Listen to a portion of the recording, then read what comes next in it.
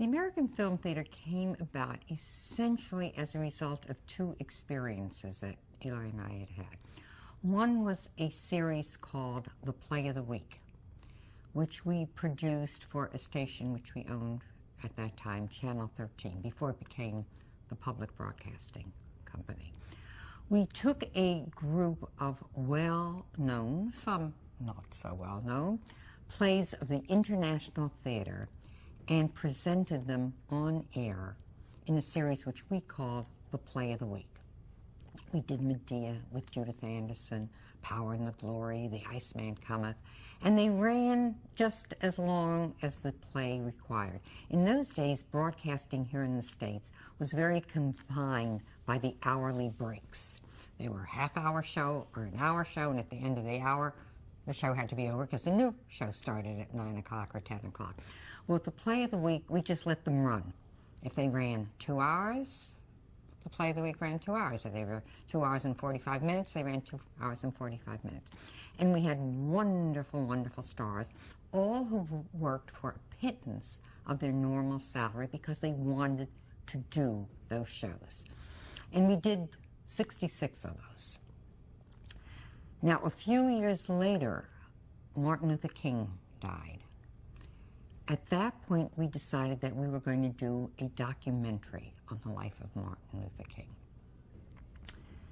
We didn't realize how extensive that project was going to be. We thought we would do an hour documentary. It ended up at 3.5 hours. And then we thought, oh, now, what are we going to do? How are we going to release this?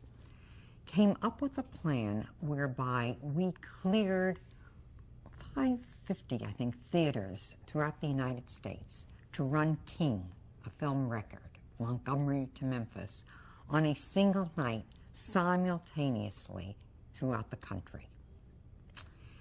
It was combining the Play of the Week with the distribution pattern of King, which gave birth to the idea of doing great plays on film with impeccable performers, wonderfully established directors, actors directors, not action directors, but performance directors, and release them simultaneously throughout the country. Now, obviously, that's a glorious plan, but one that has to be financed.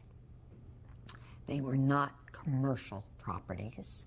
They appealed to a limited segment of the movie-going public, but a very important segment. A lot of people who at that point had abandoned going to the movies because there was nothing they really wanted to see. If they wanted to see good theater, they went to the theater. And we thought we could bring that Play of the Week to the American public through a method of distribution which was unheard of at the time and has been heard of since. And that was to clear a number of theaters and show them throughout the country on a single night simultaneously. It was the idea of how do you subsidize these pictures, because it was almost impossible to get money because everyone felt they weren't commercial projects. So the subsidy came essentially in 3 ways. One, through American Express, and I'll tell you more about them later, who decided that they would help us fight what we then called the pollution of the mind. And that appealed very much to American Express at the time. It would be subsidized by the talent who would work for a pittance of what they normally get. Lee Marvin once said that he took a $725,000 cut in salary to do The Iceman Cometh. I guess at that time his normal salary was $750,000. We paid all actors $25,000. That was the maximum that all of our stars got, and they all got the same amount. The lesser actors, bit parts got less, but the starring roles all got $25,000. Our directors got $30,000, which again, is a pittance of what they would normally get. So they were subsidized by the talent, and the third subsidy was really the public. We would go to the public and say, look, we can bring you great theater. Broadway is coming to you. and we ask you to take out a subscription. Now, people are accustomed to subscriptions. I mean, they do lecture series on script, they do theater subscriptions. No one had ever heard of a movie subscription. And that was the concept, to go to the public, to become that third subsidy and have them buy, the first season we did 8, buy 8 tickets in advance so that we could use the subscription money to finance the program.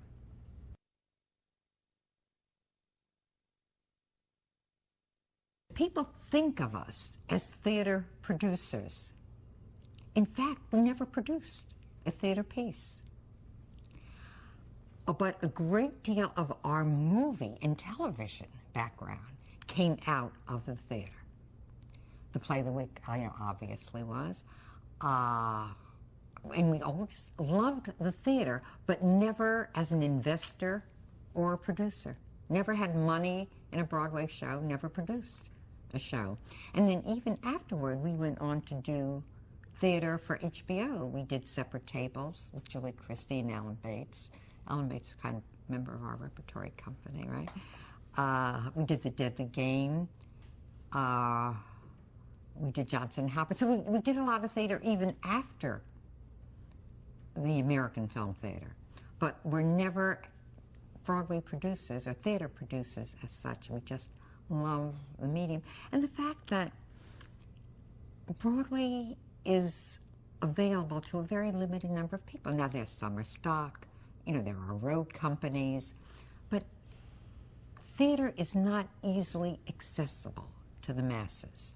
And we thought that we could use film to bring theater to the movie-going public at large.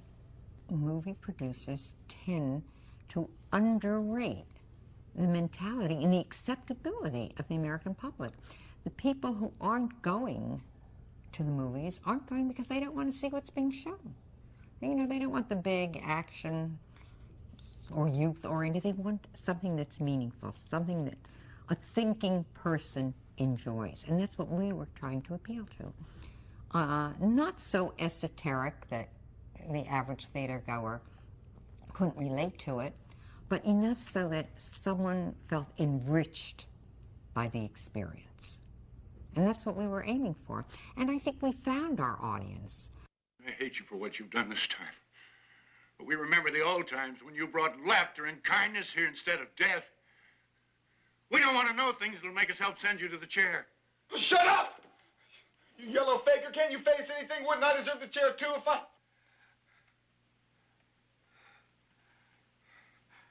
It's worse if you kill someone and they have to go on living. Oh, I'd be glad of the chair. You'd wipe it out and squirm me with myself. I wish you'd get rid of that bastard, Larry. I can't have him pretending there's something in common between him and me.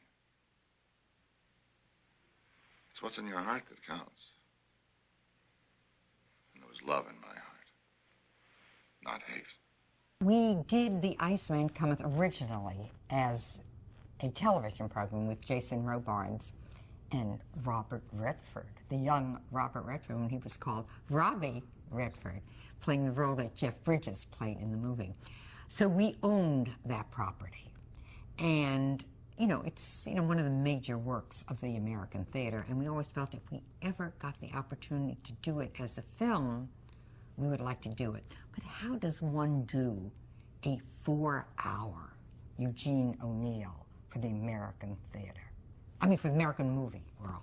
And it's an impossible thing to do. It was possible only as part of the American Film Theater series. Otherwise, we never, ever could have produced it because we'd never have gotten it financed. And finding an audience for it as a standalone feature would have been very difficult as well. So we own that one. So that was kind of a given. We knew that part of our initial season, we would do The Iceman Cometh. And then they were plays that essentially had been previously purchased. A lot of them had been owned by studios and had sat in those vaults unproduced for years again, because they weren't commercial viable projects for the studios to do. So a number of the projects we bought from the studios.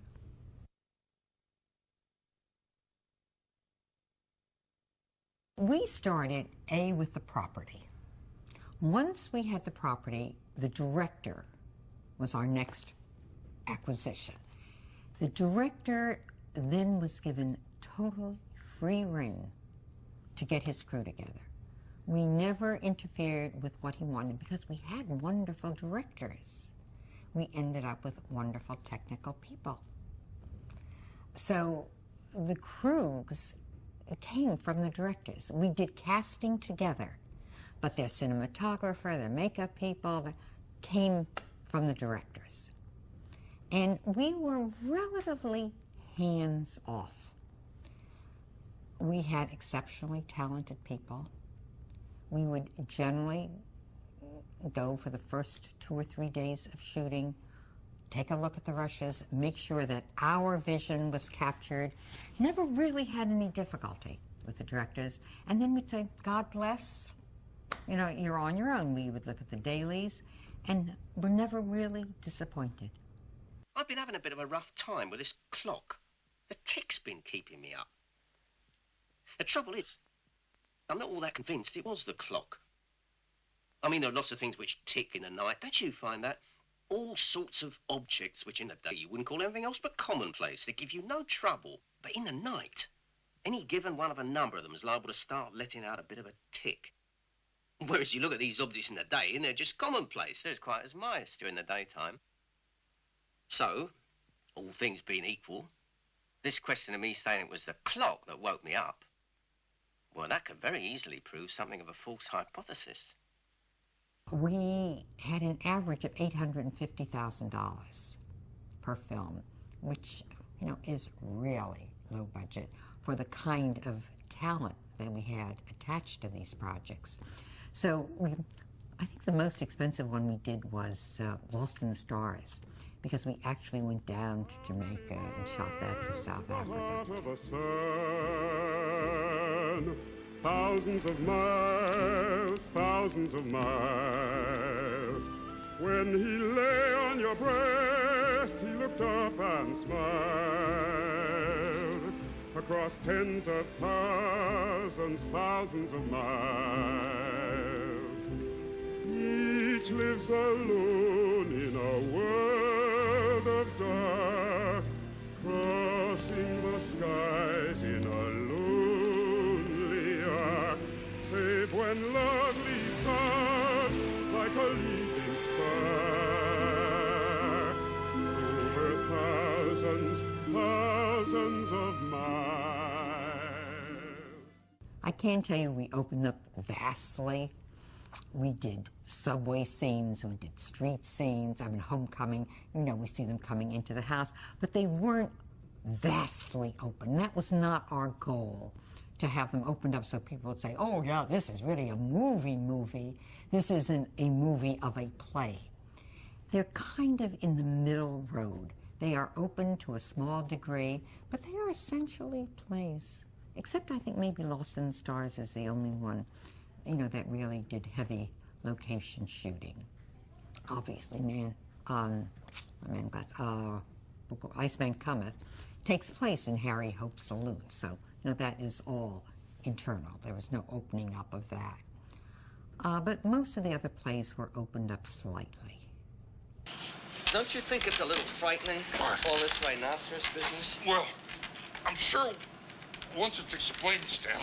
I know, but aren't we taking it too lightly? What? I mean, people are changing into rhinoceros. No, not people. We only saw one. I mean, actually only one. You can't generalize and say people.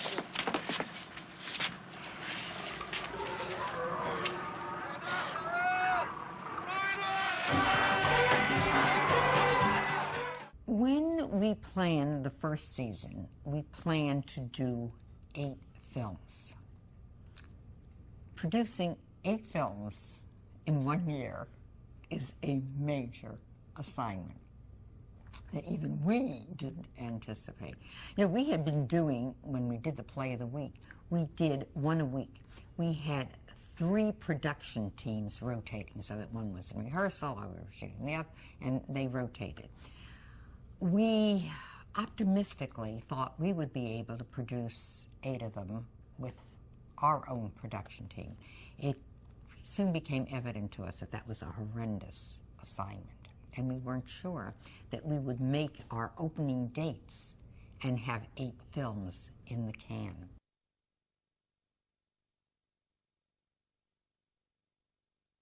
Somebody told me that there's a review today in one of the, I think, village papers, which talked about these pictures being the scorpion captured in amber, which I thought was kind of an apt description. But these are performances, and this is a reproduction for all ages. I mean, where else? I mean, where do you get to see Alan Bates do Butley again? You don't. I mean, it's gone. I mean, that's the thing about theater. You know, here today, gone tomorrow. Whereas when you can capture that performance, that production on film, that is really a gift, I think, to, you know, viewing audiences all over the world, because they were so special. I mean, Homecoming, where are you going to see, you know, those people put together on the stage, the way Peter Hall staged them? Gone. You can never reconstruct that particular performance. So that's why it was such a joy to do them as they were done, where we could do that. We couldn't always do it. I mean, we couldn't always reproduce what had been done.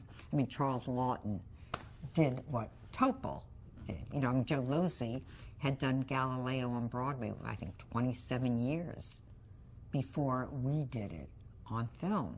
So it was impossible to capture that performance. But where we could, we tried very hard.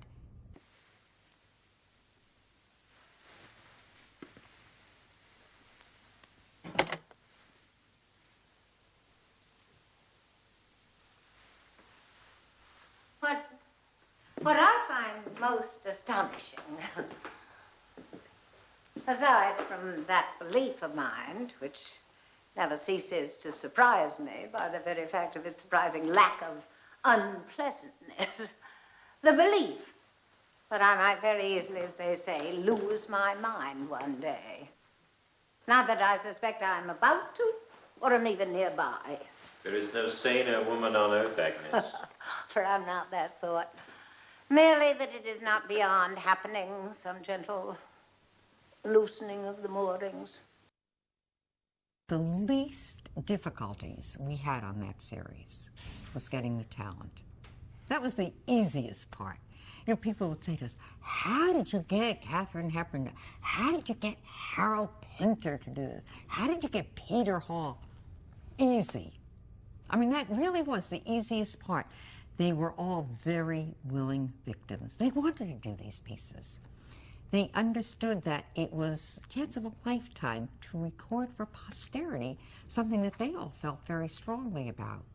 So dollars, never a problem. Winnebagos, some special makeup people, and the things that you would normally find in a star's contract never became issues on this series.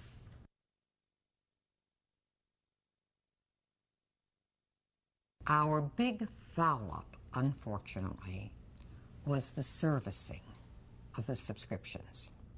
American Express hired a company to do the ticket fulfillment. Unfortunately, you know, this was in the early 70s. Computers, I guess, were not as refined as they are today, and there were many, many ticketing foul-ups. It was so bad that the week before we went on air, so to speak, our phone lines were totally tied up with subscribers saying, I'm scheduled to go to the Albig next week and I never got my tickets. American Express realized, and I must say to their credit, did something about this horrible situation. They took what they called the War Room. They took the Grand Ballroom at the Roosevelt Hotel and turned it into a fulfillment center. And fortunately, American Express had the wherewithal to do this because they spent a fortune trying to rescue the fulfillment problems. I'll tell you an example. The first theater that was sold out was the UA East in Manhattan. And every day we would get a new subscriber list by theater. That theater was the most prestigious of subscriber lists, including Jackie Kennedy. And it was sold out first sold out theater. The weeks before the immediate opening were, as I say, horrendous because we were getting calls from people whose checks were cashed, never got their tickets. And Eli and I decided on opening day that we were going to take the afternoon off and go. We had an afternoon performance and an evening performance on a Monday and a Tuesday. We were going to the Monday performance that we owed it to ourselves to see the Edie Landau organization presents The Iceman Cometh with a full house. Take a car up to the UA East, and the manager is standing there in his tuxedo, very properly dressed, and he said, oh, and we had been told that several of the theaters were oversold, and there might be some difficulties with the overselling. And again, to American Express's credit, they had buses standing by at all the theaters where they thought they were oversold in order to transport people to other theaters, because we then cleared a couple of new theaters that were empty theaters as far as we were concerned, and they would take the overflow from the oversold theaters. So we get to UAE's, the manager standing there, and we said, crowds, did you have an overflow? He said, an overflow? No one showed up. Theater was totally empty. We later learned that not one ticket to that theater had ever been sent out. I mean, I personally was catatonic. I mean, I didn't speak for the next 4 hours. And we realized then what difficulties we were going to have in the evening performance. So we had a lot of ticketing problems, not only in Manhattan. We had them in Texas, we had them in Oklahoma, we had them all over Los Angeles. So did the subscription idea work to a degree? The idea worked. The fulfillment did not.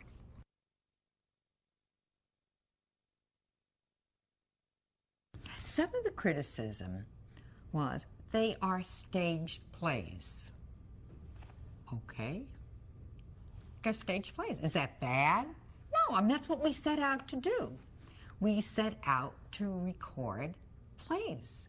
The fact that they may look a little more like theater than like cinema is okay. I mean, I don't think that's a negative. Some of the reviewers made that comment, but that was not something that hurt us. I mean, if you have incredible performance, brilliant cinematography, fabulous direction, and it looks somewhat like a stage play, that's okay. I mean, they are plays. And I think some plays that have been done in the cinema, which have been totally opened up, have been hurt by that. I don't think they always have to be opened up or should be opened up vastly, because it changes the nature of the piece. It changes the rhythm of the piece. And that's not always a good thing. Monsieur will be led alive from dungeon to dungeon, from prison to prison, perhaps even to Devil's Island. And I, his love, insane with grief, will follow. I'll be part of the convoy. I will share in his glory. We do indeed. White is the mourning of queens, Claire. You're too ignorant to know that. You deny me the white gown. Madame will wear red. The fact that a play on film is too much, or could be too much a play, I think is an unfair criticism. Because a play is a play, a cigar is a cigar. The fact, and it's designed to be a play. The playwright designed it in a way to give you the rhythm and the pace and the development of the characters through the structure of the stage. Losing that very often hurts the play. I think trying to retain it and still using beautiful cinematography and widescreen so that the audience can see all the performances, can see the eyes of Katharine Hepburn, can see a smirk, on Jeff Bridges' face. Up close enhances the importance of the play. It doesn't diminish the play.